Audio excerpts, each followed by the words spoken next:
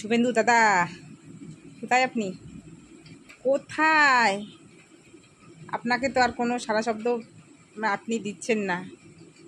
এই যে 1, 2, 3 তারিখ হয়ে গেল আজকে, টাকা তো ঢোকেনি আমাদের। আপনি কোথায়? আমরা পেয়ে যাব শুনতে শুনতে আমাদের কান স্তব্ধ হয়ে গেল। এক কথা শুনতে শুনতে আমরা আর শুনতে পাচ্ছি না। আপনি বলেন, আপনি কোথায়? টাকাটা কি দেবেন না? না বাকি রাজ্যের মতো আমাদের এই টাকাটাও যাবে।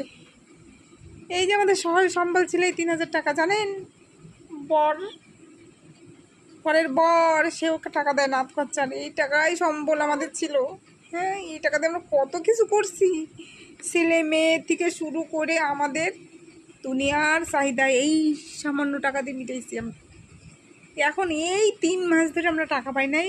আপনি এই 1 আগস্টের কথা বললে এখন তো কোনো সারা শব্দ নাই। কয় তারিখে দেবেন সেইটা একটু বলেন, যে এই অমুক তারিখে দেবো, আমরা তাহলে নিশ্চিন্তে একটু থাকতে পারি।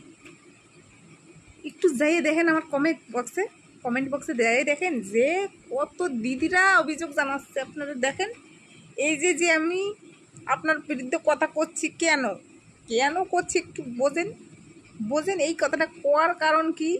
হ্যাঁ, আরে লেজ্জ কথাটা তো বলতেই হবে আমাদের। হ্যাঁ, শুধু আমরা পেলে হবে না তো। এই যে দিদিরা পায়নি, দিদিরা পাচ্ছে না বলে তারা রাতের ঘুম ঘুমাতে পারছে না। হ্যাঁ, আপনি কি দেখছেন? আপনি একটু তাড়াতাড়ি দেন, দিলে দেন, না দিলে একদম ক্লিয়ার বলে দেন যে দেবো না, তোমরা কি করবা করো, বলেন। ব্যাস, আমরা মানি নেবো, আমরা চলবে আমাদের। আমরা যখন দেয়নি, সরকার যখন দেয়নি, এর আগে সরকার যখন দেয়নি, তখন তো পেয়েছি আমরা। তখন মানে তখন তো আমাদের সংসার চলেছে।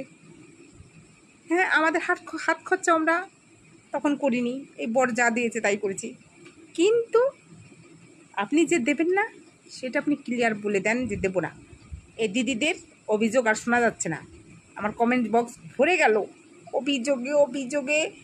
এই জন্য এই ভিডিওটা আপনার জন্য করলাম, আপনার কান পর্যন্ত যেন পৌঁছায়। আপনি দেবেন কি দেবেন না বলেন।